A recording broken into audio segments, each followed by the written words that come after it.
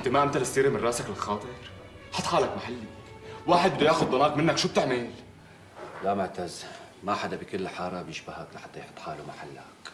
انت فهمان شو قصدي، وعليم الله مالك بقلبي غير كل محبه وانت بتعرف هالشيء، بس هلا الحال تغير. وشو هو اللي بغير الخاطر؟ انت عم تحكي عن حرمتي. معاذ الله احكي عن حرمتك، انا داير ولا مصلحه ابن اختي الله يرحمه. بدك تعرف مصلحة جود أكثر مني؟ ايه بعرف مصلحه جود اكثر منك معتز. خاطر دوزن كلامك، انت قاعد ببيتي ودايس بساطي. شوف معتز، لا تضوج ولا تزعل مني، انا جاي اطلب جود بالحسنى. ايوه، وغير الحسنى شو عندك سيدي؟ طالما هيك يا معتز كل شيء براسك عندي. انا جاي انهي كل السيره اليوم كلمتين. جود بدي اخذه يعني بدي اخذه، ومشان العي واللتلته تبع اهل الحاره جيت لعندك اطلبه برواق، فامتى ما بدك تجي بتشوفه عندي وانا بربيه. هذا آخر كلام عندك؟ هذا اخر كلام. وإذا قلت لك إنه وصية خيرية الله يرحمها إنه يتربى جود عند سارة شو بتقول؟ الله شو؟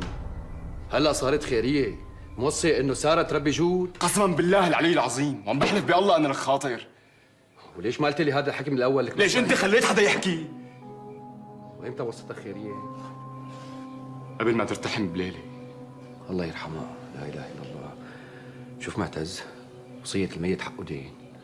عم لك الله شاهد علي، ما عم أقول غير الحق. وانت بتقدر تحلف يمين انه خيريه هيك وصتك؟ لا يا خاطر لا، ما حبيتها منك. ما عم تصدقني؟ كل شيء لحال اخي معتز، كل شيء لحال. انا بصدقك، ولانك صادق رح تحلف يمين قدام عمي ابو عصام وابو ظافر وقدام الشيخ عبد العليم الله يعافيه. شو قلت؟ بحلف يمين انه خيريه وصتك بانه جود يربى عند ساره. إنه خيرية وصتني يربى جود عند سارة. وصلني حقي. السلام عليكم أخي. وعليكم السلام اختي. وعليكم السلام. أخي خاطر، إذا شفتني بالشارع وحدا تهجم علي، هو أنت ما بتعرفني بتدافع عني ولا ما بتدافع عني؟ اعوذ بالله، اكيد بدافع عنك اختي، اكيد. بتدافع عني لأني حرمته لمعتز ولا لأني حرمة ماشية؟ لا، لانك حرمه ماشيه. طيب، وإذا دريت وأنت عم تدافع عني إني يهودية، بتبطل تدافع؟ لا اختي، الحرمه حرمه، هي الام والاخت والمراه، بس اللي نحن عم نحكيه غير الحكي تبعي. لا أخي،